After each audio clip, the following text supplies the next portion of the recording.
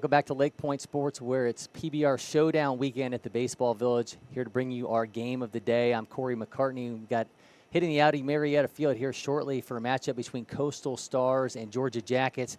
And while we're always looking for key and top performers on the field, this season we are also hunting for positive vibes. We're partnering with Johnsonville to highlight positive actions, good sportsmanship, and selfless acts associated with the various sports that we love. And everyone is encouraged to share these moments, whether you're the one who spotted the activity, the one performing the act, or the recipient of the good deed. There's something in it for everyone, and Johnsonville just might reward you for the behavior and or participation. So use the QR code that you see on screen right now for more information on how you can make a submission, or you can head on over to LakePointSports.com or our social channels to access that submission form, and you could be eligible to win some great prizes as we keep this push all summer long here. And we saw already a great representation of this mentality with Dinger Nation, where they've welcomed Jacob Price. And while the at-bats may be limited for Jacob, the impact that they are having for this team are undeniable.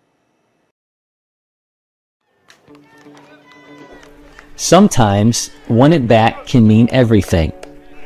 That's the case for Jacob Price, an Alabama teen with autism who has found a home and an opportunity as part of Dinger Nation. Even though I struck out, it's not the end of the world. I got faith, you know, and I want to tell you, it's an honor for Beckman to have me on the team and these coaches to give me this energy and to bless me.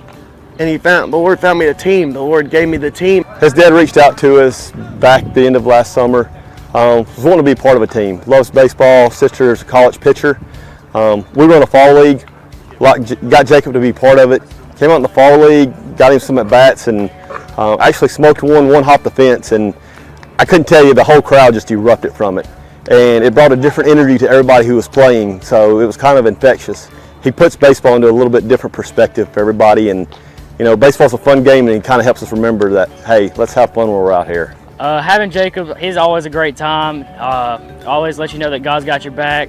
Always has a smile on your face. Great guy to be around. Let you know that having at bats is just a blessing. When I saw Jacob, I just thought he needed help. I have like special needs cousins, and I know how to handle it well, and I just like to have a good time with him because he's funny. It's been real fun. My mom is a special education teacher, so I've been around it for quite a long time. She's been that my whole life. I've got a lot of time around it, and it's fun. I'll go help out with her and deal with it. But it really is just fun helping them out and having them as part of the team. It makes them a lot happier, and just to be treated like a normal person. And while his playing time may be limited, Jacob brings plenty of enthusiasm and energy in the dugout, and he does it in his own unique way. You know where he's at? He's that pitcher. He's going to be in that baby stroller. Ew. Itchy, itchy, gaga. Here we go. Pitcher and balls potatoes over the fence. Hey, way to put that pitcher in his baby stroller. Yeah. They're unforgettable, and everyone on the team has their favorite Jacob cheer. I like his new one, his Goo Goo Gaga, whatever it was. I would have to say we started him out with him yelling at you at the pitcher. It'll be funny because he'll just start screaming at the top of his lungs at you, and it always makes us die out laughing. My favorite one has to be Skibbity Toilet Ribs. Has to be. Oh, my favorite cheer has to be Grandpa's Potatoes. My first time ever meeting Jacob, I was up to bat, and it kind of just threw me off whenever he yelled it at me while I was in the box. Had to call time, readjust myself, just take a minute, and I was like, he's going to be a good time. While he makes it fun, Jacob also provides a unique perspective for his Dinger Nation teammates. I need to be more grateful and appreciate the reps that I have, because the reps that he has, he doesn't get as much as I have, but he takes it really serious, and he loves every single second of it. These are my teammates, and I love them. I wouldn't trade 1 minute for them, and I wouldn't trade nothing from them. And these teammates make me feel like family.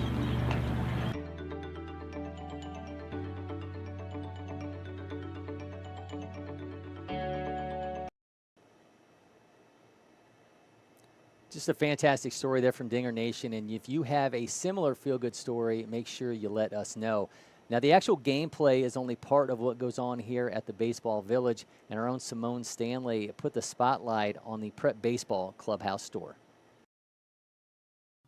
What's up, everyone? It is Simone Stanley here from LakePoint Sports Retail Row. Today, I'm super excited to get an inside look of the Prep Baseball store's newest ladies collection. We have had a lot of guests ask for more ladies apparel. Lots of different styles. They want some of the cute sayings. So we decided we would expand that collection, and I think it's doing extremely well. It probably took us about a month and a half to decide on the styles, the designs, and probably another 3 weeks to get the product in. So yeah, the feedback's been great. We have a little bit of everything from short sleeve t-shirts, long sleeve tees. We have crew neck sweatshirts. Those have been extremely popular. And bog bags. Who doesn't love a bog bag, right? Absolutely. That was some great insight there from Crystal Miller. Now it's time to see what looks, what shirts, what sweatshirts, what tanks the ladies like best right now. I absolutely love the t-shirts. They're made out of a really soft cotton blend. As you can tell, my favorite is The Only BS I Need Is Baseball Season. Another favorite of mine is Sorry Can't Baseball Bye. My family will agree with that. I am always at the baseball field, so that definitely suits me. My favorite here for apparel and ladies is going to be our blue LakePoint tank top. They're super breathable. They're not too fitted. And then for when it's colder at night, my favorite sweatshirt is our new play ball apparel we got in. I have to agree with Crystal, and my favorite is The Only BS I Need Is Baseball Season. This is a sweatshirt. It is so comfortable, and as you all know, when you're at the baseball field at night, regardless of summer, you still need a sweatshirt. So stop by the store and pick up your gear today. So make time when you are here on the LakePoint Sports campus to get on over to the Prep Baseball Clubhouse store. Let's quickly take a look at the lineups as we're going to have this matchup between Coastal Stars and Georgia Jackets. Coastal Stars leading off with Gray McLean at shortstop, Paul Tyndall in left field, Trace Harrell playing third base, JT Barkley at catcher, Weston Hancock center field, Talon Tarbox the pitcher, Cameron Layfield second baseman hitting seventh, Evan Davis the extra hitter, Carter Freeman right field, and Cooper Kelly at first. And you see Braden Weems on the mound for Georgia Jackets. Their lineup going to go Gino Goralski at center field, Luke Nikowski at shortstop, and Chip Glogorski. I owe Chip Glogorski an apology. I did an interview with Chip earlier. I told him I was going to screw this. I didn't mention his name up at all when we were doing the interview, but I did mess up on Glogorski here in the broadcast portion of it. Now that all the vowels are used up, Mason Meehan hitting fourth, Carson Snipes fifth, Drew Hammond sixth, Hudson Newell seventh, Easton Blanton eighth, Ellis Eldridge ninth, and Jake Williams 10th. I mentioned Braden Weems on the mound as we cut across to the game action now. Been looking forward to this one. This is a Jackets team that we've seen a lot. Pretty much 1 through 10 we've seen multiple times. So Braden Weems let the first pitch fly. Swinging away, first pitch. Yeah, McLean jumps on that one, fires that into left field, and be out number one. Can't really go wrong with any position on the field here for the Georgia Jackets. Coach Williams has done a really good job with this group. They've been a group that stayed together the last few years. So always nice to see these teams sticking together. He's added a couple new guys here and there. Hudson Newell's a new one for him. Easton Blanton from Lowndes is a new one as well. So he's putting together a really strong group here. So we haven't done any introductions yet. Joined by Hudson Graham from Prep Baseball Georgia. He obviously knows this Georgia Jackets team extremely well, and Coastal Stars are coming out swinging against Braden Weems here. But as you mentioned, head coach Ryan Williams of the Georgia Jackets, 14 players ranked in Georgia on this team, too, with national rankings.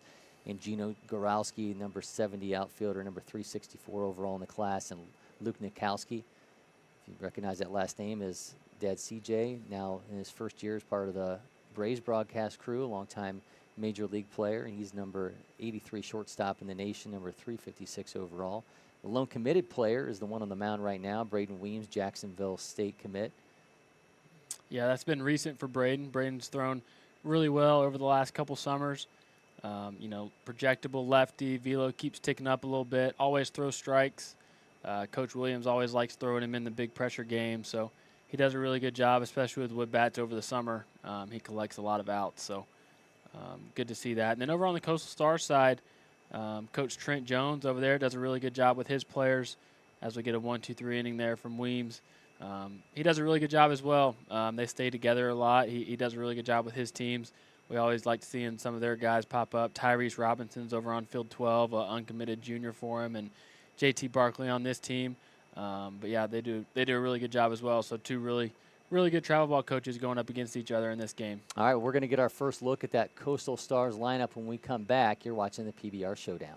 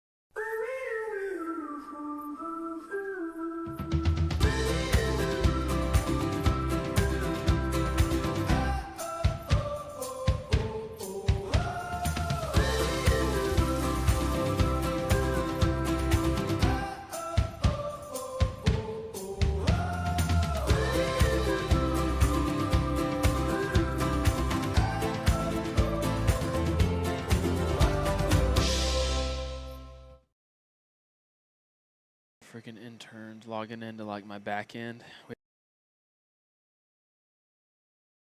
Work. All right, welcome back to LakePoint Sports, and what we can't get to work here is this matchup between Coastal Stars and Georgia Jackets. We're headed down to the bottom of the first inning and get our first look on the mound here. Coastal Stars lineup. Going to have on the mound for them is Talon Tarbox. Georgia Jackets going to go Gino Gorowski to lead things off, followed by Luke Mikowski and Chip Glogorski. There we go. Yeah, got you right that time, Chip. Looking forward to Sunday. We're going to try to mic up Gino and Chip in-game, trying to play around with some stuff here. We can talk to guys in-game like you get on the ESPN broadcast. Nice. So we're going to run some tests on that and see if we can get that going as an element going forward in these broadcasts. But I think these are going to be a couple good kids to test things out with. Chip said he's going to be behind the plate on Sunday, so I think we're going to test it while he's got the gear on and see how that rolls. Nice. Yeah, Coach Williams, whenever we announced the broadcast game, he was hinting for a coach's mic'd up. So if we go to do that, we need to try to get Ryan on it. Yeah, we can absolutely do that. Mentioned Gino's national ranking. Now, you guys just updated the 2026 rankings. I was actually talking to Chip about that.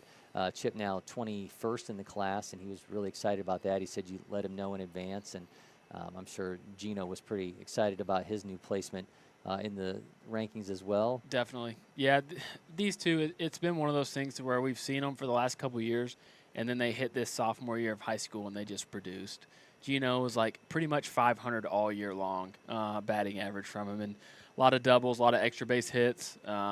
Doesn't strike out very often. Takes his walk, steals bases. So he really put it all together this spring with a really strong performance. I think he ended just under 500 for the year. Wow. But awesome to see that, and he's not satisfied with that recent rank. He's ready to get back to work as he takes a big hack there. But Chip's the same way. Chip's been on this team too. It's a guy that we've really followed, and his power just seemingly kind of took off within the last year. Yeah, that's what he was telling me. He said he just kind of discovered that, he put on some weight, and now all of a sudden the ball's just jumping off his bat. Yeah, definitely. And the tools behind the dish continue to develop as well. We had a little scout day deal the other day, and he threw 83 behind the plate, which really anything over kind of upper 70s is really high end for this class. And then has that pop time down below 2s considerably. So he's definitely continuing to get better, which is always good to see from these kids. So Goralski fouls that one off, 5'11", Denmark 2026. And he also be part of the future games team for Georgia in Yes, July, sir. him along with Chip. I know they're both have to be really excited about that opportunity as he fouls that one off as well. Yeah, starting to roll those invites out, trying to put this team together. Ian and I and a couple other guys on our staff are it's going to be really tough. This 26 class I really, really love. It's really the first class, that I've really dug into and really feel good about. With those rankings, 275 guys, I would say we got a good feel for, 215, 225, somewhere in there. So we really try to go out to see these kids as Gino takes a walk there. But fouls off a couple pitches is something that he consistently does. Quality ABs from him. He'll give away to Luke Nikowski. Luke, Creekview 2026. He's the 14th ranked shortstop in Georgia, number 51 overall in the class. Also, just like his dad, gets on the mound, runs up to nearly almost 90 now with the fastball. He's up into the higher 80s. Also got a curveball and a change. I'm sure we'll see Luke pitch at some point this weekend for the Jackets. The arm works for Luke. I think we're going to see him. He's just he can hit. He's a two-way guy too. So I think it's going to be super steady from him. I think he's just going to kind of shoot up overnight with his frame, and as he continues to fill out, I think we're going to see him really become a name to know in this class. Ball gets away, and Gino's taking off for second base, showing off that 6.95 60 time. He's been working on that. I know he's got plans to get that thing down before he gets to future games. So I'm sure he'll be putting in the work. But he's really good on the bases. Got good instincts. Don't always have to have blazing speed on the bases. Anything sub 7, you can really steal a lot of bags with. So he obviously knows what he's doing out there. 1-0 misses inside.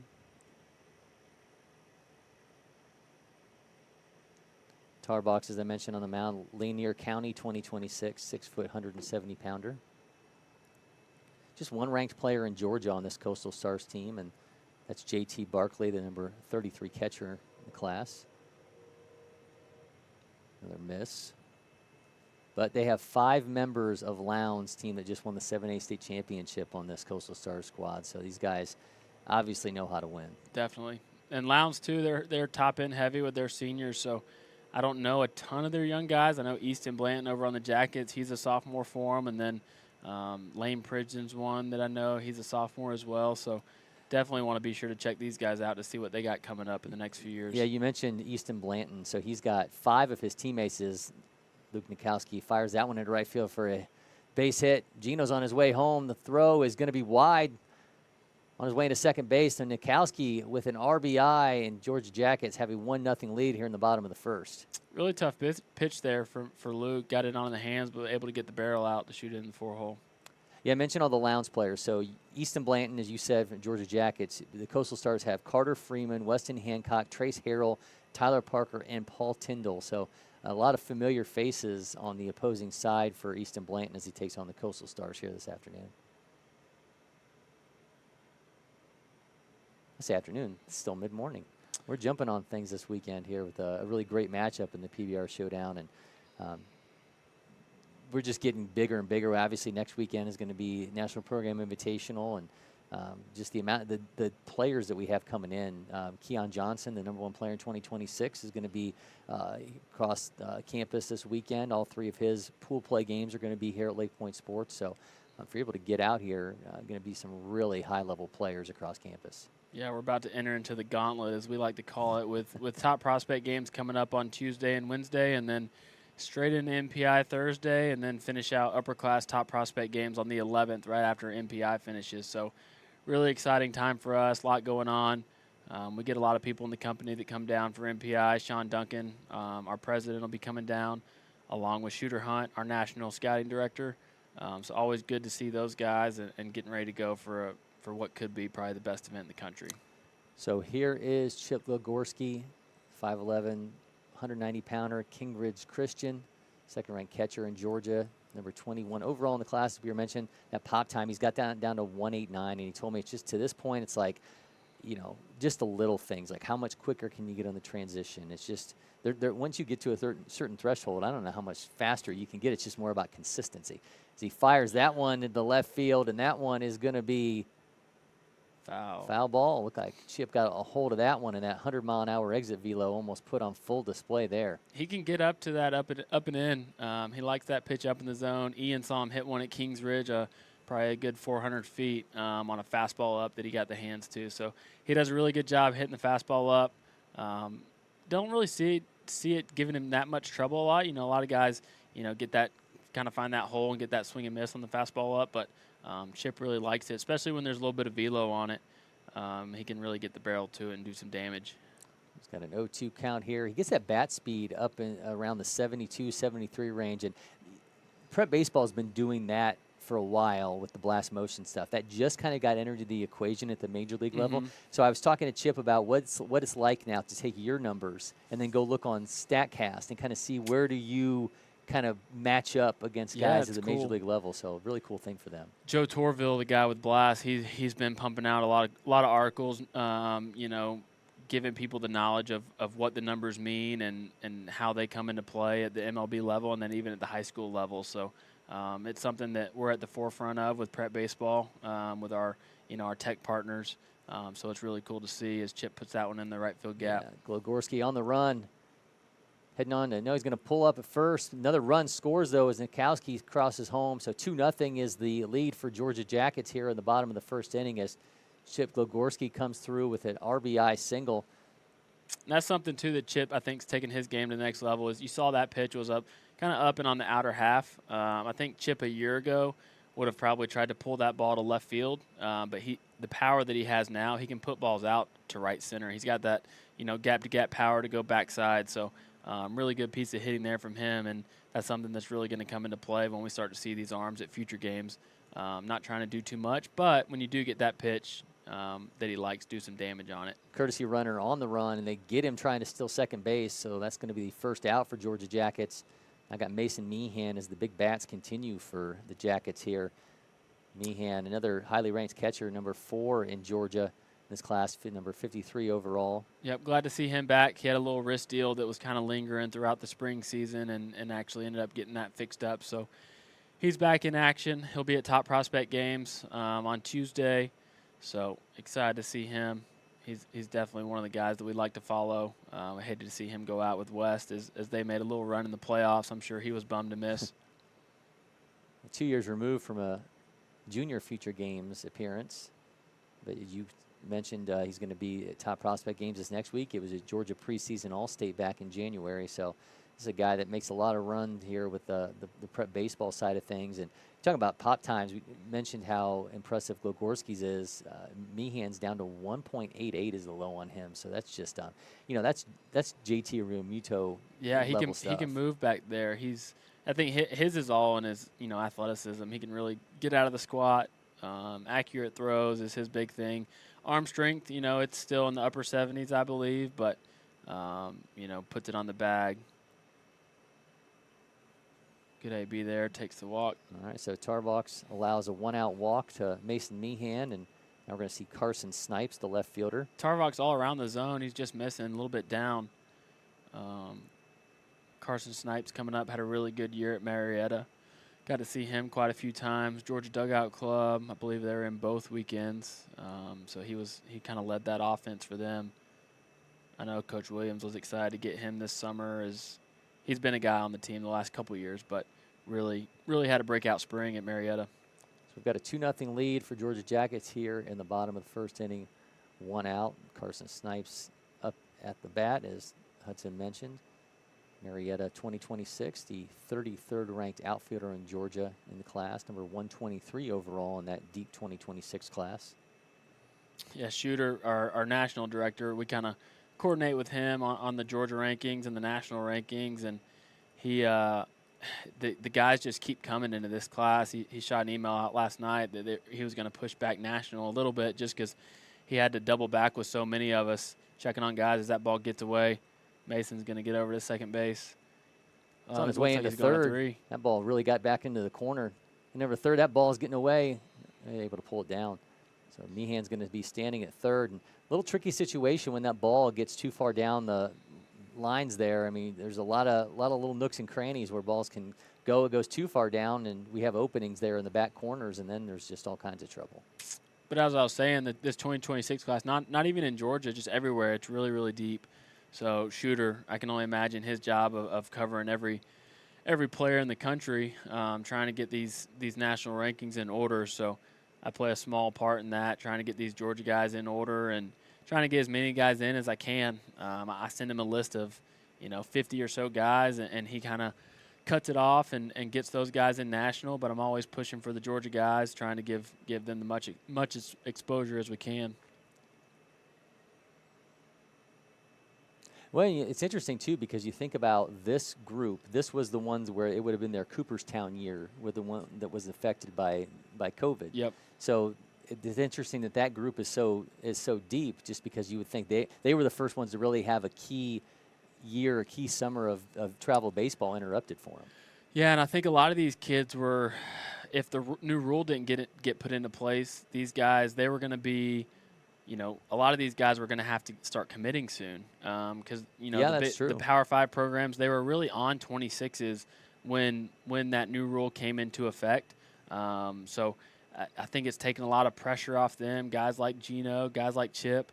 I know Luke had a couple offers here and there before the new rules. So really, I think a benefit for them, just so they can relax and play a little bit, and then get ready for August 1st this time at the end of the summer, and then they can start making decisions. Yeah, and it just makes future games that much bigger. It's really the last chance these coaches are going to get to see these kids before those offers start going out. That the window opens for them to really, feast on that whole run of talent. Yeah, and I think we have a lot of guys similar like last year. Guys like Eston Simpson, guys like Jackson Taylor, guys like Terrence Bowen. They didn't have a ton of offers before the rule hit, and then they come to future games, do really, really well, and then they're getting checked out of school on August 1st because there's so many phone calls coming in.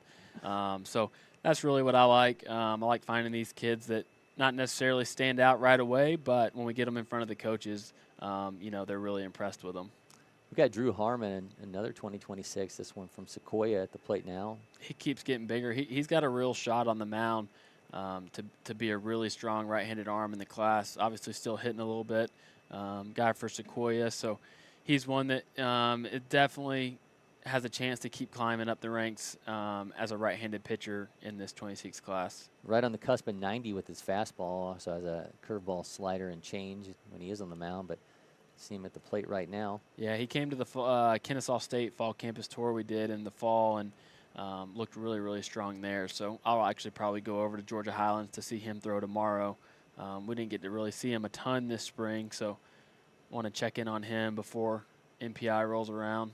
Dribbler to short, makes throw to second for one out. Throw over to first is not going to be in time, so another run's going to score as Harmon's going to be safe at first base, so make it 3-0 Georgia Jackets here in the bottom of the first inning. Now here comes Hudson Newell, DH. State championship with North Cobb Christian this year. So you mentioned Georgia Highlands, and got to give a shout out to Dash O'Neill and his guys. The Chargers are currently in Grand Junction, Colorado, as they're working their way through the Junior College World Series. They're in an elimination game today, but a ridiculous walk-off win a couple nights ago. They were the only undefeated team in the JUCO World Series before last night. Oh, man. They're going to get him on obstruction at second. All right, so they're going to get him on obstruction at second base. So we're still going to have a 2-0 lead for Georgia Jackets. Can't imagine Ryan Williams is too happy with that, but his team's still up 2-0 after one inning. We'll be back. You are watching the PBR Showdown.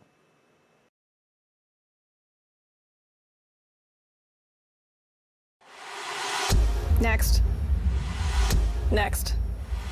Stop. You got it? No. Keep going. Again. Next. Next. If you don't pick one, Oh, you have time. Am I keeping you from your job? Next.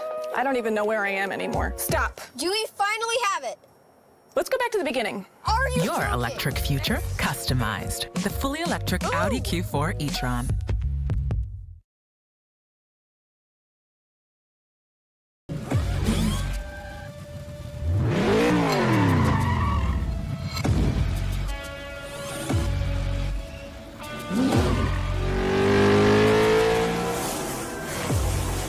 Making every second count.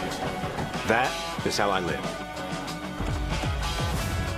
And this is how I hydrate. Body Armor Sport Water. Water for the athlete and all of us. This is ready to go online. Any questions? Yeah, I got one. How about the best network imaginable? Let's invent that. That's what we do here. Quick survey. Who wants their internet to work pretty much everywhere? And it needs to run smooth, like super smooth. Hey, should you be drinking that? It's decaf.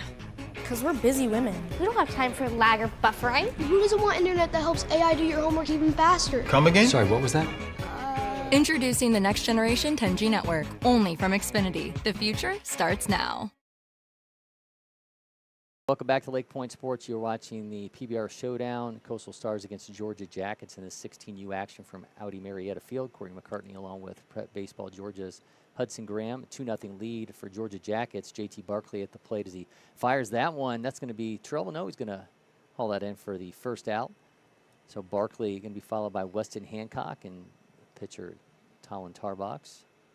Look like Barkley's put on a little size. I remember seeing him. Might have been in the fall or last summer. Looks like he's put on some size. So we've seen the Coastal Stars are jumping all over Braden Weems. I mean, making some solid contact. They're obviously trying to be aggressive against a kid who throws pretty hard as he gets that in there for a strike.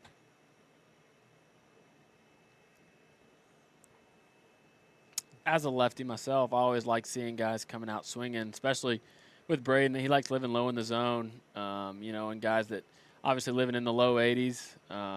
You know, if you can find that sweet spot in the lower half of the zone and really wear it out, especially with wood bats, you can live those, you know, pop-ups, ground balls, really have an efficient outing. This may be the only all lefty broadcast crew at the moment then in all of baseball, I'd imagine. Swing and a miss, make it 2-2. Weston Hancock, one of those Lowndes 2026s. Second baseman and right-handed pitcher, 6 foot, 150 pounds. He's got 2 strikes on him, a dribbler. That one goes over Weems' head, short, gathers, throws in time for the out. Nice job by Luke Nikowski to get the out. So now 2 down. Here comes Talon Tarbox. The MPI schedule came out, I guess, a couple days ago. Coach Williams and the Georgia Jackets American drew Canes National.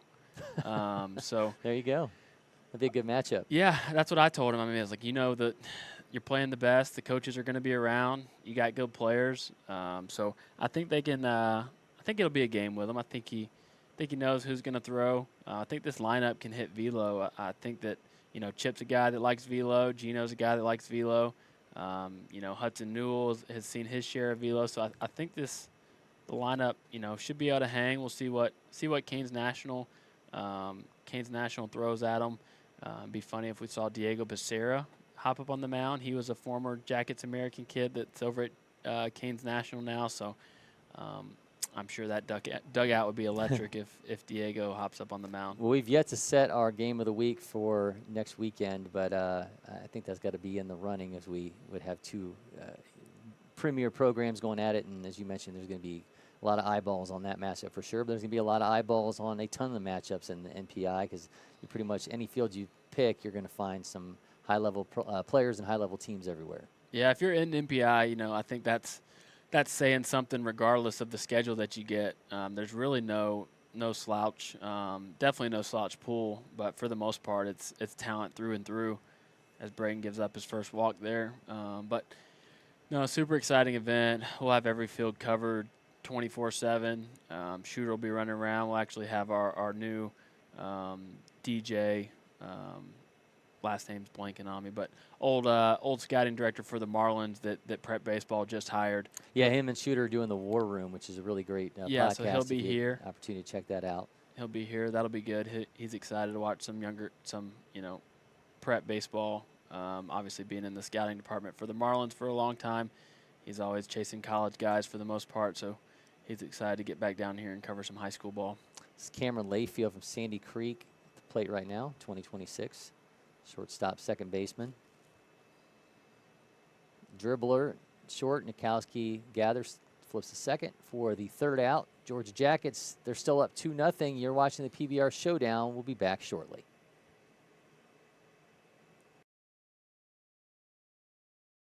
First one I picked up, I just liked it the best. And like I said, I tried a lot of different companies, a lot of different models, and I fell in love with Old Hickory for sure.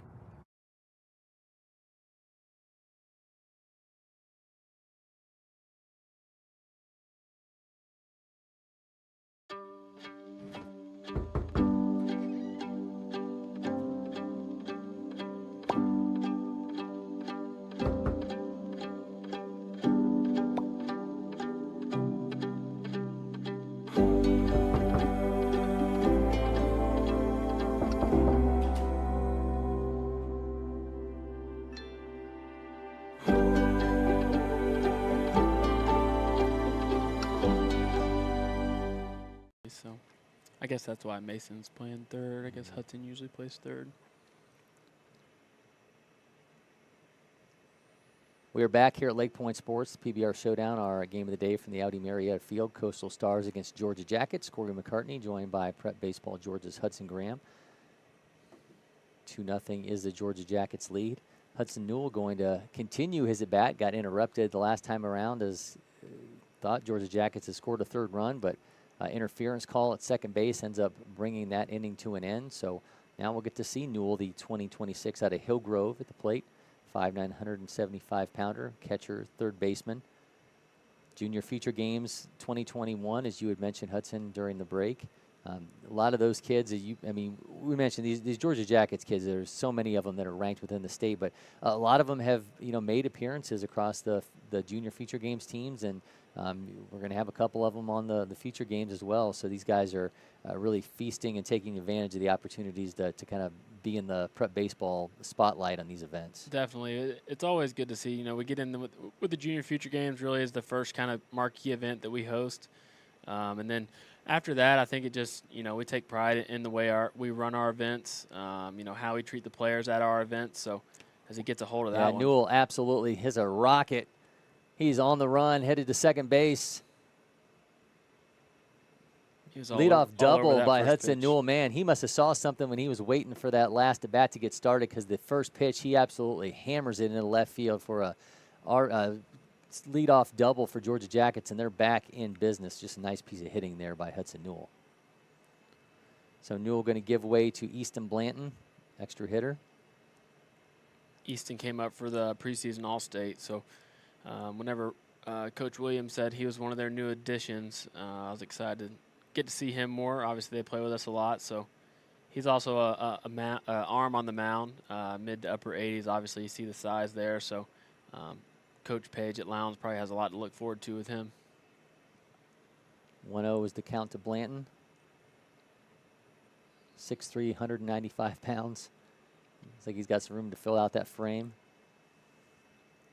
Reminds me of KJ Hart a little bit, another Jackets guy, uncommitted junior for him. Similar build, two-way guy. Yeah, KJ hit an absolute rocket last weekend for a solo home run here. Throw back to second. That's going over into center field.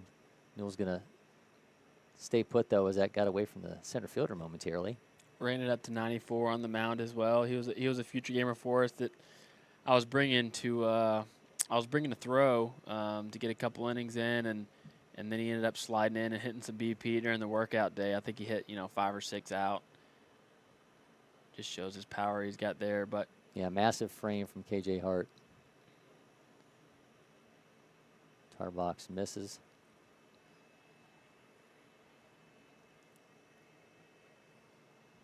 By the way, over 90-mile-an-hour exit velo on that hit from Newell.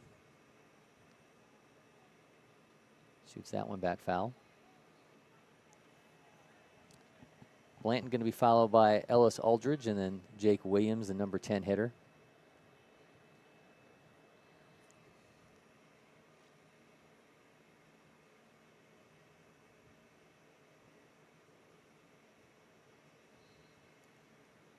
Comes payoff pitch. Not a bad spot there. So a walk to Easton Blanton, and here is Ellis Aldridge, North Forsyth 2026. Ellis, the 17th ranked outfielder in Georgia in 26, number 66 overall. Ellis had a really strong summer last year. He was a guy that really stood out on this Jackets team, and then got to see him quite a few times at North Forsyth this year. Kind of spotty this spring at the plate, but I think he'll find some consistency this summer and plan to roll back in the North and with a young squad and have a good year for them.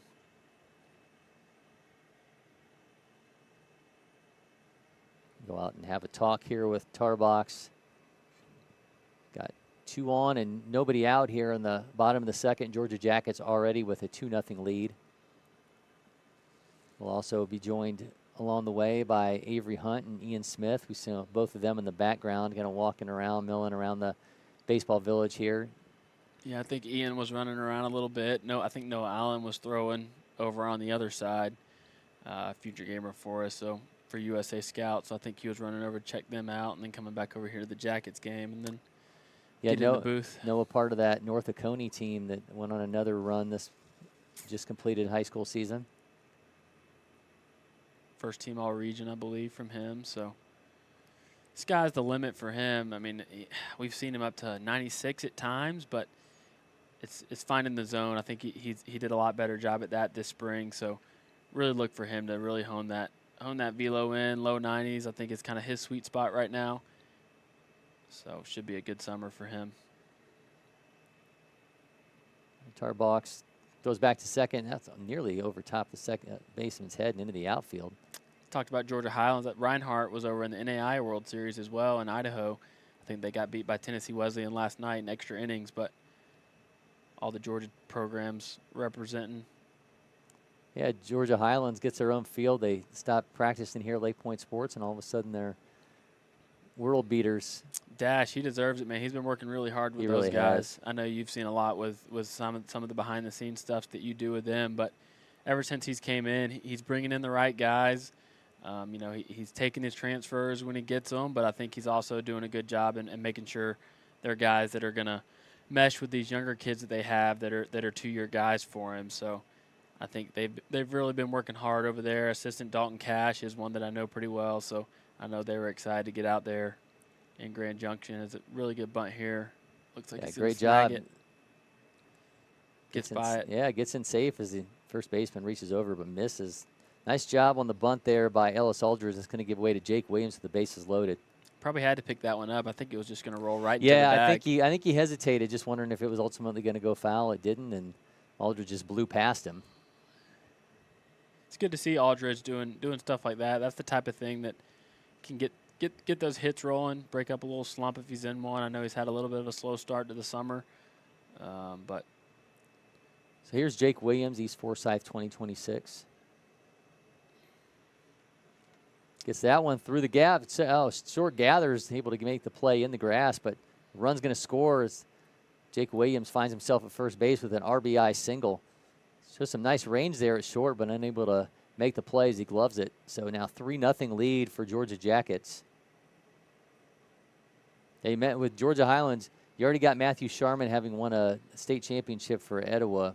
You got Michael Sharman, his brother, on his way to Tennessee, could end up with a national championship. So it could be a big couple weeks for the Sharman household if Highlands is able to finish things off in Grand Junction. Yeah, that's awesome. I've always heard it's a really cool atmosphere in Grand Junction. Obviously, being in Colorado, I was a few outs away from going there back when I was at Chipola in junior college. We ended up getting beat by Santa Fe. But it's always, from what I hear, it's a really cool experience. They made it out there the year after I left and actually won it back-to-back. But I know the town there shuts down for it. They get kind of sponsors that sponsor each team, so they take care of those guys. So I'm sure that was an awesome experience. Gino Goralski up to the plate. Can't beat the drive on the way there too. You drive through the mountains, fly into Denver, drive straight through the mountains, and then seemingly pop up in the desert pretty much is where Grand Junction's at. I'm sure those Chargers will come back with some stories. Goralski sends that one foul. Runs, no shortage of runs out there. Obviously being at elevation, I think there was a combined 25 runs in a game there last night. Especially Northwest Florida. They were a team that we played in the Panhandle Conference. I think I saw that they put up like 22 runs or something one game. So a couple Georgia guys on there, I think. Parkview kid. I can't remember his name. I think he's doing really well for them. But they always have a couple Georgia guys that they snag. Gino's back up here. Yeah, bases loaded for Gino Goralski. 1-2 count. Nobody out here in the bottom of the second. Georgia Jackets already up 3-0. Looking to build on that. Comes a 2-2. Goralski sends that foul. It's just hard to beat Gino. You see this at-bat, last at-bat. Obviously, that's a tough pitch, breaking ball down and away from him. He fouls it off. And, you know, that's one thing that we like to see is competitive at-bats, and I think Gino is one that can do that, whether he's at the top of the order or in the 2-hole. I know he likes hitting in the 2-hole a lot too for Denmark, but he can do either. He knows how to be a leadoff, that's for sure, as he works this to a 3-2 count. Drew a walk in his first AB, draws another. He's going to provide Georgia Jackets with a 4th run, but I'm sure he'd like to tack on a few bit more. For sure. And you don't bat close to 500 in the spring without taking your walk. So I know he wants to hit, but he's also a really patient hitter. And that patience pays off as Goralski gets a bases loaded walk, and Georgia Jackets now up 4-0. And here comes Luke Nikowski. Luke already 1 for 1 as he singled into right field. Scores the game's first run. I mentioned Luke kind of on the rise. I really think this next year at Creekview, I think he could have a really, really big spring. Got started all year as a sophomore, bounced around a little bit, played short, played second, started on the mound for him. But I think they have a young, talented class kind of coming in, so I think he could have a really, really good year for them next year. Mikowski pops that up. Nearly have a collision in the outfield. Mikowski's out, but another run scores. There's a little miscommunication there between short and center field. Center field says everything's mine. Second shortstop says everything's mine. They run into the same space. Who's Tough. backing off? No man's land. All right, another run for Georgia Jackets. They're up 4-0 here in the bottom of the second, but one's down as Nikowski pops up, and here is Chip Glogorski. Glogorski looked like he was going to have a trip around the bases, a trot around the bases last time out. So ended up going foul. We'll see what he's able to do here with the 2 on and 1 out. This team up 5-0 here in the bottom of the second. I'll give Chip some credit on his spring season. I think he ended up having 5 or 6 home runs, but he was playing at American Legion Field in Alpharetta, which is 345 down the lines, nearly 400 in center field. So I think anywhere else in high school he's got double-digit home runs. So, well, Glogorski was the Region Offensive Player of the Year, so a massive spring for him, and he said he's just looking to carry that into this summer. I think I saw where John Smoltz was over at Kings Ridge. I believe they, I guess, officially broke ground on their field that they're building over there, over in Alpharetta, kind of right by the campus. So they act like that should be done maybe next January for them to play next year. 2-0 count. Watches it turn to 3-0.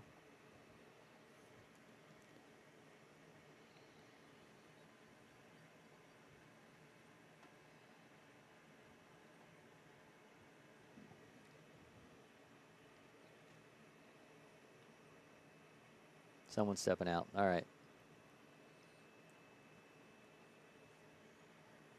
Doesn't feel like May outside, that's for sure. Late May. Yeah, we've kind of lucked out a little bit. It's gotten warm, but it hasn't gotten blistering hot yet. We'll save that for future games. These mornings have been nice, that's for sure. 3-0. Another miss, another walk. So the bases are going to be loaded again as things turn over to Mason Meehan. So Glogorski the walk, and the catcher is going to get a courtesy runner. Sponsors are really filling up out there in the outfield. It seems like there's one popping up out there each weekend. Got Sunshine, Boat Rentals out there. That's a buddy of mine. They bring in their boats and jet skis for, I think, our champion weekends. Advertise their stuff out front. Yeah, they were here this past weekend for the Johnsonville Elite Weekend. Meehan watches that one miss for ball 1. Meehan drew a walk in his last AB.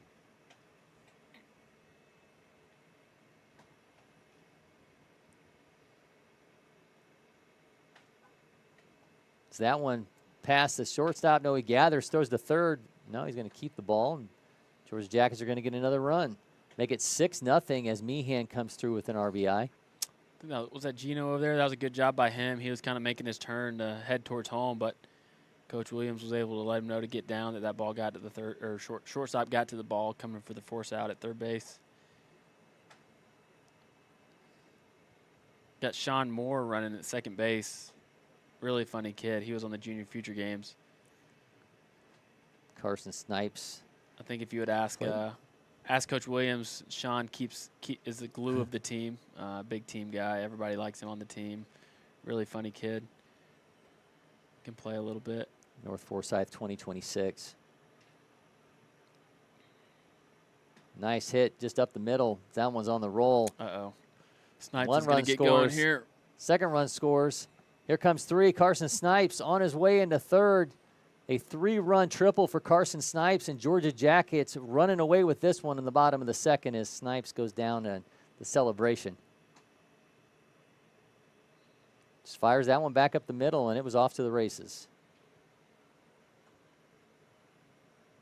So now 9-0 is the lead for Georgia Jackets here in the bottom of the second. Looks like that's going to do it for Talon Tarbox.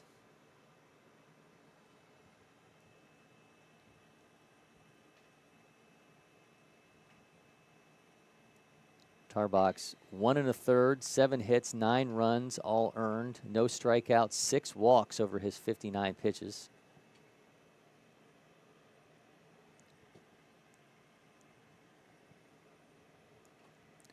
See who the Coastal Stars turn to now as Georgia Jackets bats have been ultra aggressive, and Carson Snipes with the biggest blow there with that big bases clearing triple. Carson Snipes making his play for player of the game here in the bottom of the second inning. Good to see from him. Like I mentioned, had a big spring. He'll be out at Top Prospect Games next week. So it's always good to see guys like that that are continuing a steady climb in the class. At this point, a strong spring carries into the summer, and obviously August 1st rolls around, so perfect time for Carson to find his stride. Weston Hancock taking over on the mound for Coastal Stars. Another of those Lowndes 2026s. The fastball gets up around 80 for him. Also has a curveball 63 to 66 and a changeup in 72-76 range. 6 foot, 150 pounder. A lot of the blonde hair. I mentioned to Ryan Williams, the Georgia Jackets coach, said still blonde hair everywhere. Yeah, you can see a lot of the guys that's starting to grow back, starting to get the dark roots back in there, but some guys just buzz it. Some guys let it just grow out and slowly cut it. I was a culprit of that back in 2014, I guess. So I've been there. I tried to dye mine back, actually, but probably not the best idea. It kind of faded, turned a little orange. But the blonde's still around 10 years later. Well, I was a byproduct of the late 90s into early 2000s, and that was the frosted tips. So it wasn't the whole thing. It was just the frosted tips. Yeah, like I think guys are starting to do that. Like not as a playoff run. I think guys are starting to do that anyways. I think perms are back, getting a little curly on the top, short on the sides. Seems to be the going trend these days. Well, once the mullet decided it was coming back, I think it was pretty much fair game for everything. Yeah, for sure. So after Carson Snipes, we got Drew Harmon, Hudson Newell, Easton Blanton to follow. There's one out here on the bottom of the second, and 9-0 lead for Georgia Jackets. As mentioned, Carson Snipes delivering the biggest blow yet with that 3-run triple. So he's now standing at third base for Drew Harmon. Harmon 0 for 1.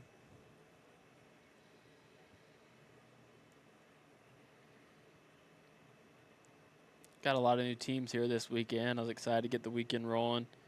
Got Pro Stock here. They're a team that we like to see. We got the, I don't even know what they're called, White Sox scout team, I guess. Chase Brewster's group. Yep. They're here this week. Chase and I were exchanging emails yesterday as that one hits Harmon in the back.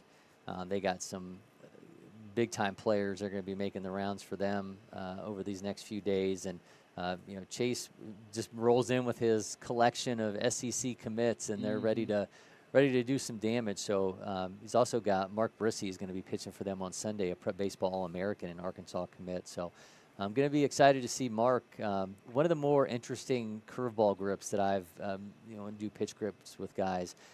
Keeps his index finger lifted off the ball. He said his pitching coach talked to him about he was having trouble with the curveball, kind of just clearing his fingers. So he said just lift the finger up and you've got less space that you have to go through. That makes sense. Yeah. I mean, really it's the thumb and the middle finger that do the work most of the time for a curveball like that. Some guys like spike it. I'm sure they messed around with that, spiking that pointer finger, because that takes some pressure off of it. But I could definitely see how that could definitely be effective.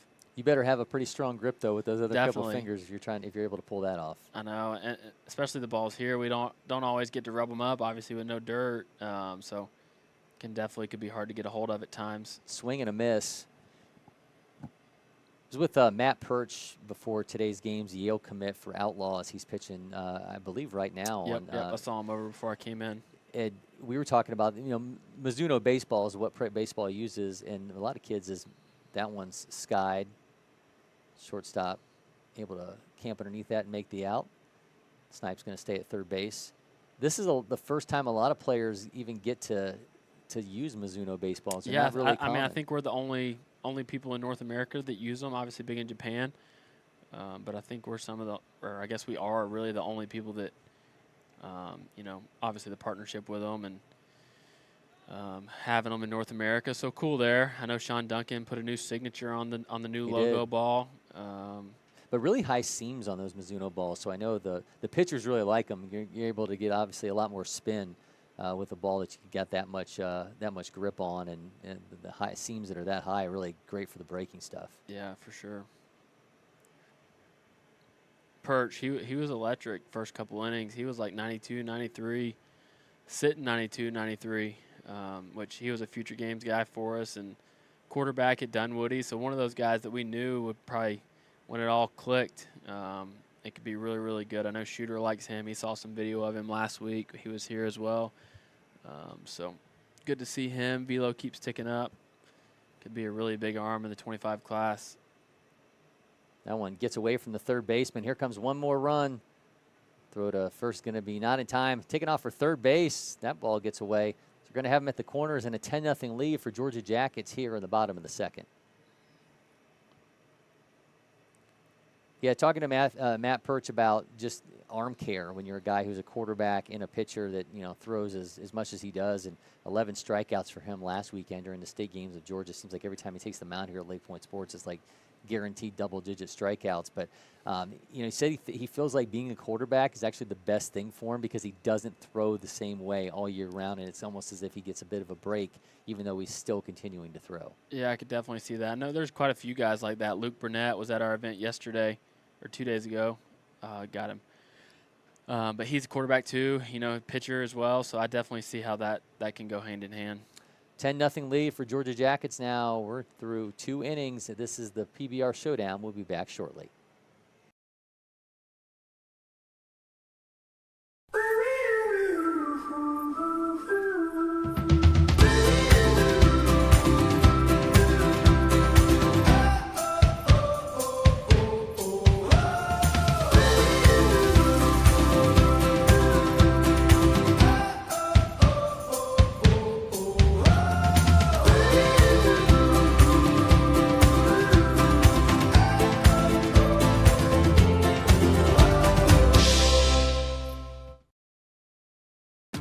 The Windscreen Factory, more than just windscreen. We're a full-service sports facility contractor. We manufacture windscreen for sports and construction, do fence repair and installation, and fabricate field netting and batting cages. In addition to manufacturing the products, we also install upon request. We make safety padding for backstops, rails, and walls, as well as full-service print shop with logo, branding, and signage capabilities. Please call us for a quote today.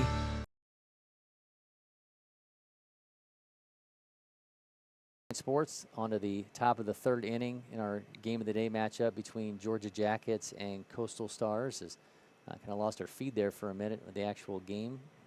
Wait for the action to come back, and there it is. A few technical difficulties there, but we've got a 10-0 lead for Georgia Jackets. Now have Diaz, the designated hitter, going to be hitting for Coastal Stars. Excuse me, the extra hitter, Evan Diaz. Be followed by Carter Freeman and Cooper Kelly. Braden Weems continues on the mound for Georgia Jackets. There's that fastball on the outer half. Always good when that's working as a lefty, especially to righties. He throws a breaking ball in there, strike 2. Braden's one of those guys, I think, when a college pitching coach gets a hold of him, I think you're going to see him go to the next level. That was a tough swing there. He might have got him. I kind of thought he went on that one. No, gonna say he didn't. That makes it 1-2. Diaz, Jasper County 2026.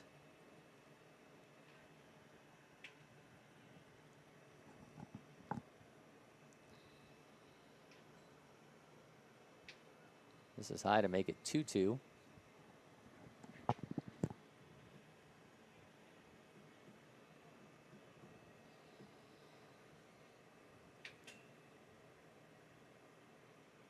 Right back at Weems, runs, flips to first in time for the out. So one down as Evan Diaz out on the comebacker, and here comes Carter Freeman. Carter, another of the Lowndes 2026s, 6'3", 185-pound outfielder and first baseman.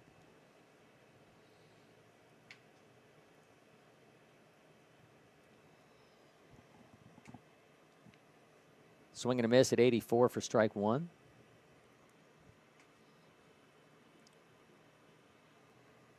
Kowarski gives a sign. Weems fires. That one misses high.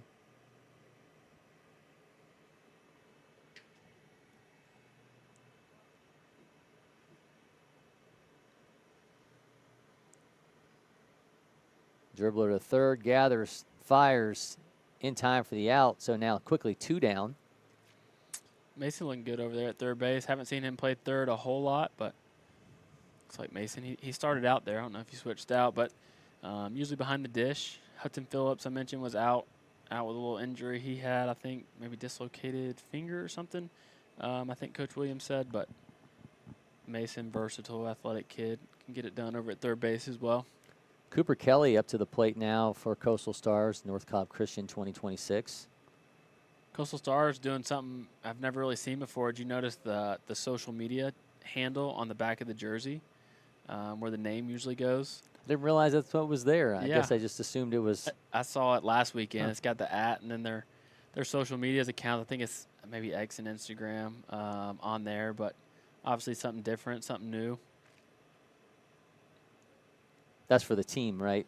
Yeah, for their team, I believe, not like an advertisement or anything. I thought maybe they were letting the players put their own. Yeah, their own no, that'd be on funny. But yeah, just I think their travel program accounts is what they got on there. 2-1 holds, makes it 2-2.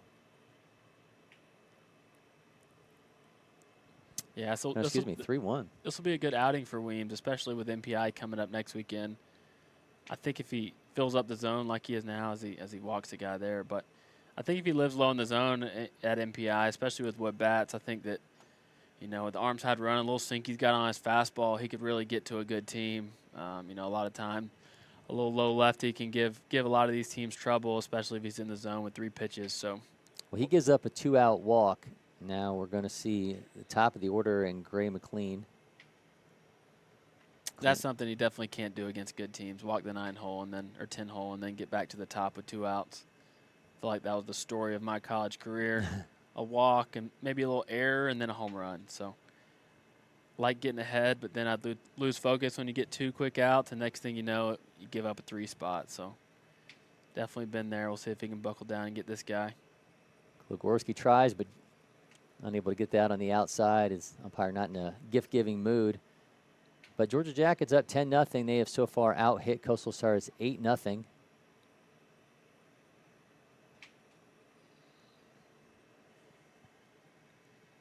Misses low. Just a little reset here. Get back in the zone, force contact like he's been doing all game.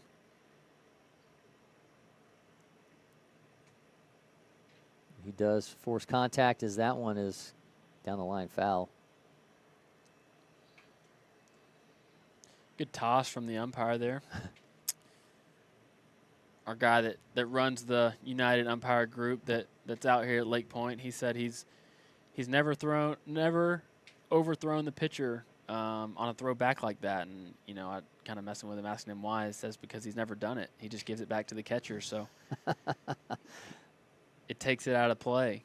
I know some of these guys like showing off the arm, but he said he's never overthrown one, and he just gives it to the catcher every time. So has Todd Marler's never done that before? Yeah, that was Todd that mentioned that. He just lets the catcher do the work. He just calls the balls and strikes.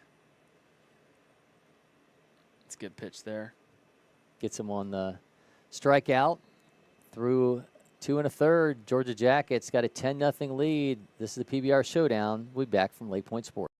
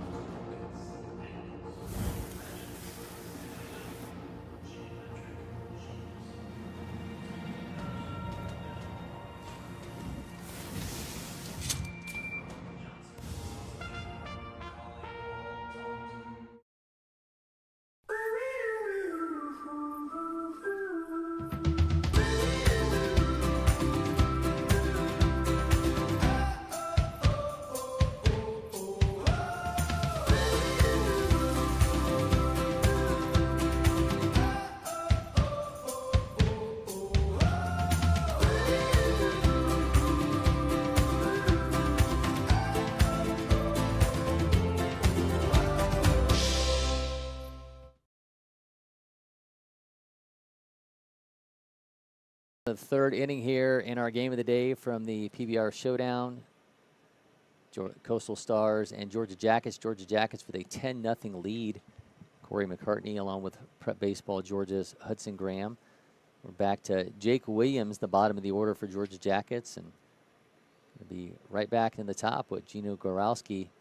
We've seen 8 hits so far for Georgia Jackets through their first 2 ABs. New pitcher on the mound for Coastal Stars. We should see this Jacket squad playing into Tuesday, or I guess playing late into Monday in this tournament. They got a strong lineup, good pool, so they should be able to make a run at it. I know they got the arms too. I think they got Drew Harmon going tomorrow, and then I don't know who they got. I'm sure Luke will probably start a game.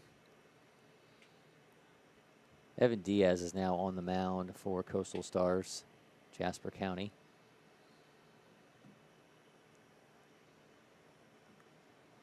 He's got a 2-1 count to Williams. Williams already 1 for 1. Holds off as that one spikes in front of the plate.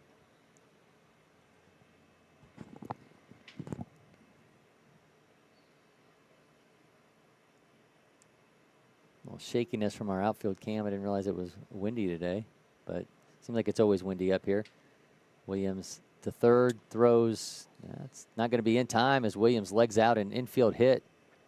Nice run there on third to try to make the throw, but unable to get it there in time as Jake Williams is going to be on first with a leadoff single, and we're back to the top of the order in Gino Gorowski. Gorowski walked so far in both of his at-bats, so I'm sure he's looking to put something in play, watching 9 other Jackets so far get hits.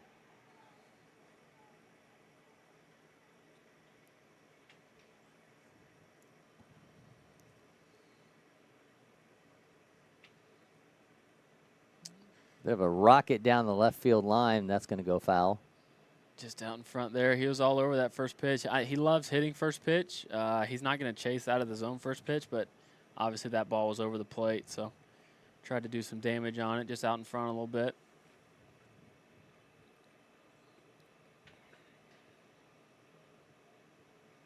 Never had number 99 in youth sports until Aaron Judge.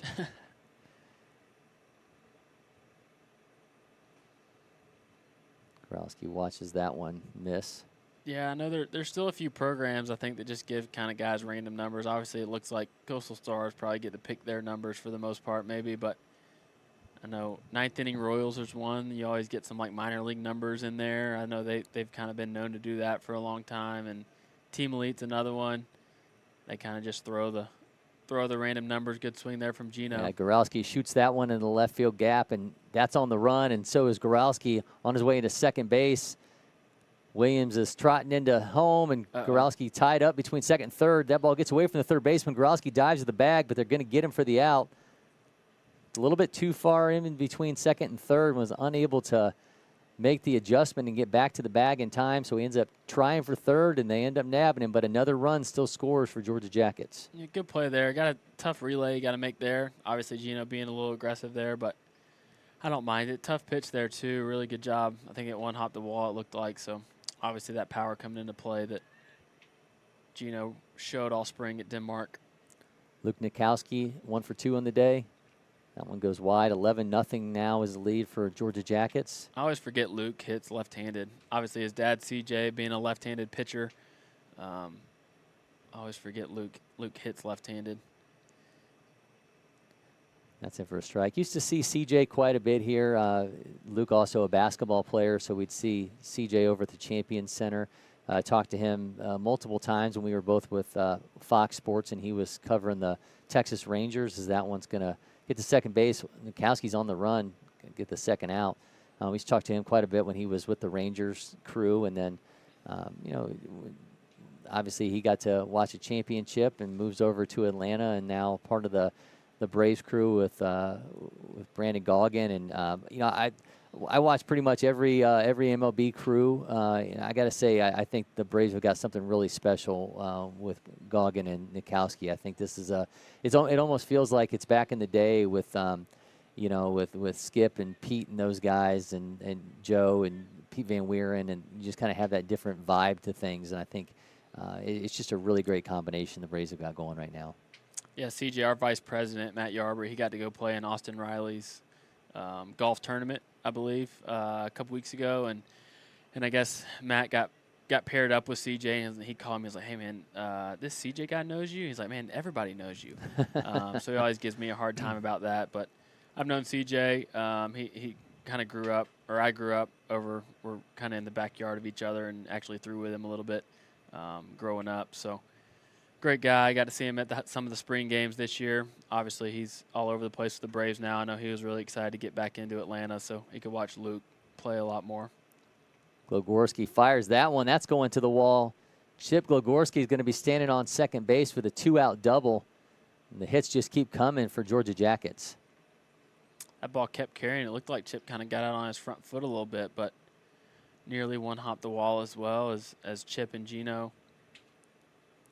Well, if CJ's listening to this, I'm sure he's going to think we're on a bit of a love fest for him here. But he really has done a fantastic job in the transition that he's made and what he's done for MLB Network Radio, and has done a really great job solidifying himself as one of the top analysts in the game. So, son Luke, and certainly doing his own job here to write his own path in the game of baseball as well. Mason Meehan watches that in for a ball.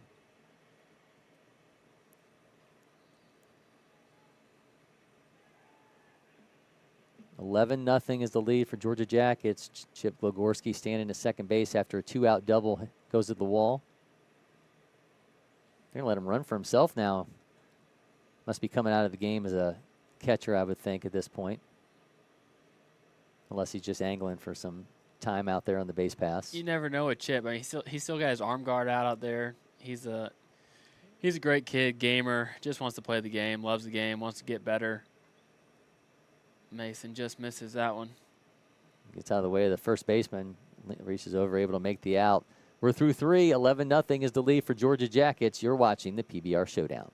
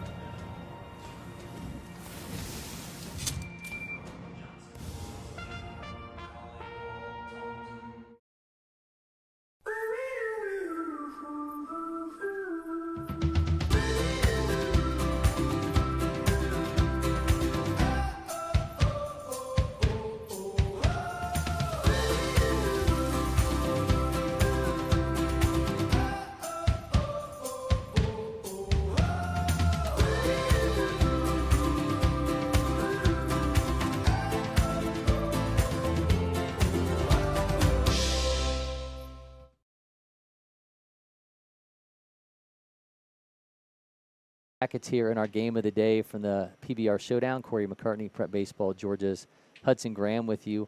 Georgia Jackets just rolling along. Braden Weems coming out there to continue his work on the mound as Chip Glogorski has to take off all of his equipment. See, that's why a catcher has a courtesy runner, Chip. You get on the bench, you get yourself ready to go back out there and catch.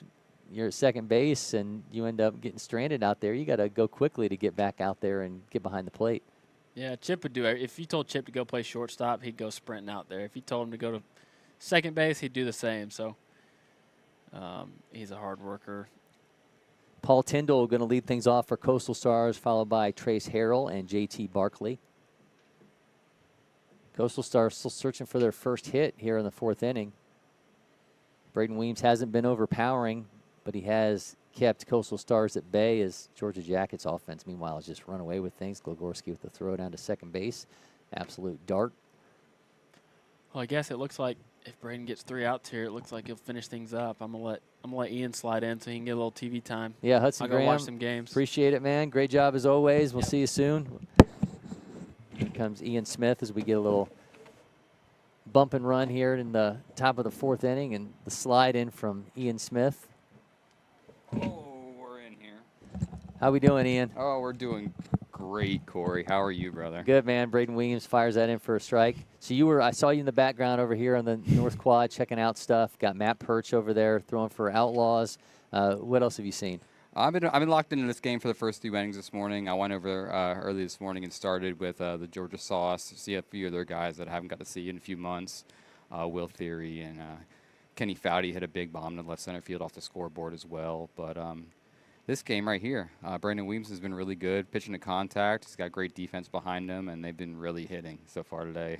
Gino Gorowski and Chip Glogorski both showing some good barrels today, along with Carson Snipes as well. Yeah, so I told Chip, I interviewed Chip before the game, got Glogorski nailed down, and then the broadcast starts, and I've got Gorowski, Nikowski, and Glogorski. And of course, I tripped up because there were just too many vowels. Yeah, talking to Gino's dad, he calls that the Polish Mafia. That's right. Those three. So that's the Polish Mafia. The 1, 2, 3 for the Jackets is impressive to see, and a lot of skis there. So the second strikeout for Braden Weems is the first out here at the top of the fourth, and that's going to be it for Braden Weems. Do 3 1/3. So he sits down with the second strikeout. The huge tournament next weekend with MPI coming up. The Jackets trying to lock in their rotation as they get situated for that coming up next week. It's a interesting week to use their arms, so they're trying to pick and play guys and fit in spots that you wouldn't expect different guys. That's why we're seeing Weems come out there a little earlier than expected. Well, he'll be replaced by Caden Jackson. Caden Jackson, and another Creekview 2026 on this team. Just that fastball up right on the cusp of 80, 2100 spin. So got a curveball and change. Looking to get a couple quick outs and finish this thing off. Can't start a bracket play or a pool play better than that. Yeah, Georgia Jackets, 11 runs on 11 hits so far. The offense has just been absolutely locked in. And we saw Coastal Stars, you were watching early, they were aggressive early on. Yeah. They weren't waiting to see what Braden Weems was going to do in an at-bat. But unfortunately, nothing breaking their way. And meanwhile, the Jackets lineup, I mean, this is something Hudson and I talked about. I mean, just 14 ranked players in the state of Georgia. You got a couple ranked nationally in Gorowski and Nikowski. It's just a deep team, and we're absolutely seeing it play out. Absolutely. You look at a guy in the 9-hole like Ellis Aldridge, who we fell in love with for the last year. North Forsyth 2026 as well. It's another guy who you don't even really think about at the bottom of the lineup who can give you barrels all day long as well. It's just as deep as it gets at the 16U level. And this American team has a chance to make some waves this summer with the pitching and the bats as well. Yeah, Hudson said they drew Canes National for MPI, so that's going to be a heck of a matchup. Yeah, their coach was talking to me a little bit before the game, asking who he pissed off to get that set up. But I don't think anybody. It's a tough draw at MPI. You're going to get a little bit of everybody that week. So Canes National is definitely not your favorite draw in the racket play, but or in pool play, excuse me. But play up to your competition. Good pitch there. Yeah, drops that in for a strike. Still waiting for a moment from MPI, for me anyway, to top Chase Burns hitting 101. Yeah, I talk to people about that all the time. That's something we probably won't see ever again, but we can hope for. Yeah, and watching what he's doing right now, it's just like, it's just unfair. I mean, he's just, I think the thing was when we saw, and when everyone saw him hit 101, it's like, okay, well, the kid can throw a fastball. Yeah. And then you've seen the secondary stuff for him, especially since he's gone to Wake, has just gone through the roof. Yeah, that Wake pitching lab is probably one of the more impressive things I've ever seen in the college ranks, and just getting that stuff into that development has been tremendous for Chase, and the results are paying off. He looks like one of the best pitchers in the country this year, and a potential top 10 pick. Pops that up. Glogorski gets underneath that, but unable to. Oh, he did make the out. in, yes. Yeah, well, camera kind of didn't pan there for the moment, so. No reaction from the ump as well. No. Chip, more than happy to smile about that one as he gets a second out. Yeah, Josh Hammond, the Prep Baseball American MVP on his way to Wake Forest, and I know that was one of the things I talked to him about, was just he sees what guys have been able to do in their development in that pitching lab, and I'm seeing more and more of those pop up, and he was excited. There's a few All-Americans in there. Ryan Sloan as well will be a Wake Forest commit as well, and then some Super 60 standouts like Chris Lavonis. Yeah, like Chris Lavonis is they got some they got some arms heading to Wake Forest in the next year or so. Yep. Should be impressive. So we've got 2 down here in the top of the 4th. Foul ball. Is that foul? I'm excited to see the Styx National, the White Sox scout team this week. I know they're already in town getting ready for MPI next week, so it'll be a good chance to get some early looks at them. I know they're loaded with SEC commits and some really high-powered arms that we're excited to see. Yeah, that's how Chase Brewster does it. Yeah, they got a squad over there. Yeah, Cole Pladson, Oklahoma State commit, going to be playing for them. Spencer Browning, going to spend some time with Spencer on Sunday. We're going to have one of our guys, that one dribbles into left field for the first hit of the game for Coastal Stars, but we're going to go behind the scenes a little bit with that White Sox scout team. So I know Chase always brings a lot of really high-level players. Mark Brissy, I was talking to Hudson Graham about this. Mark Brissy, the Arkansas commit, Prep Baseball All-American, going to be pitching on Sunday, so that's going to be can't miss. Landon Schaefer as well, Arkansas commit at shortstop, one of the better shortstops in the Deep South region, and should be one to watch this week. I know he stood out for me really big last MPI last year as well. So. Locally, I saw Sam Tomczak's going to be playing for him. First time, one of the only Georgia guys on the team, so that's excited to see that.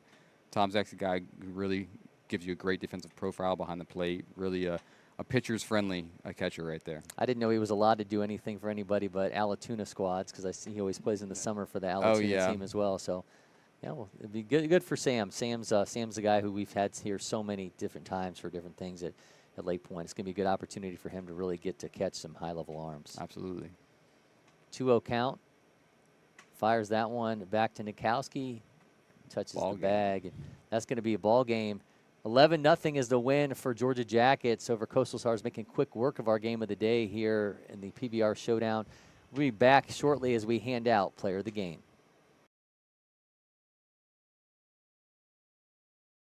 At Academy Sports and Outdoors, you'll always find more fun with great brands at the best prices. More of this, and this. So you can get together for a little of that, and a lot more of that. And even some of that, and that's good. Have more fun with great brands at the best prices. Only at Academy Sports and Outdoors.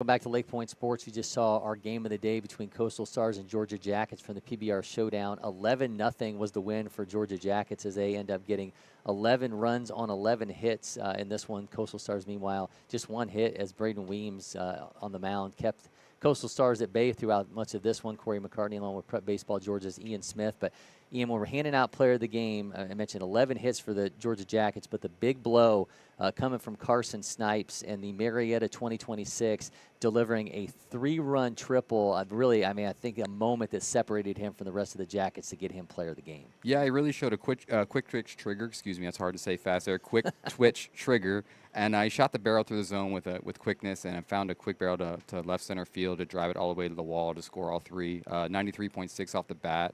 There's a lot of athleticism with Snipes. He plays a really good center field as well and can profile across all 3 spots. He's also QB1 for Marietta as well, so he's a really talented athlete. And it showed up in that play as well. It was a day where the Jackets really hit all throughout the lineup with Goralski and Gligorski. But Snipes was the one who came through the big bat with that bases clearing triple. Yeah, Snipes the number 5 hitter in this lineup. And you talk about trying to differentiate yourself when you have Gino Goralski, Luke Nikowski, Chip Gligorski, Mason Meehan, the guys in front of you. That's daunting. So to be able to separate yourself in this lineup, Carson Snipes, I think, taking advantage of opportunity and really feasting. Absolutely, man. He's a guy that you really plug and play anywhere. The hit tool's going to show up. It's bat the ball, and he has the bat speed to impact the barrel like we saw today with that triple. So he knows where to pick his spots and where to find his pitch in the zone. Well, congratulations to Carson Snipes. A big game ends up earning him player of the game, and to Georgia Jackets as well. 11-0 winners over Coastal Stars in our game of the day. Make sure you join us next week. We're going to have a big one as we bring you National Program Invitational here. Baseball Village is going to be absolutely buzzing. So until next time, I'm Cory McCartney. Appreciate Ian Smith and Prep Baseball Georgia's Hudson Graham joining us here as well. That's right. Hey, you come in when it matters most. You get to do the glamorous stuff. The That's closer, right. yes, closer. sir. Also appreciate the work of Jack McCartney in the background as our producer for this one. Until next time, appreciate you joining us, and we'll see you soon from LakePoint Sports.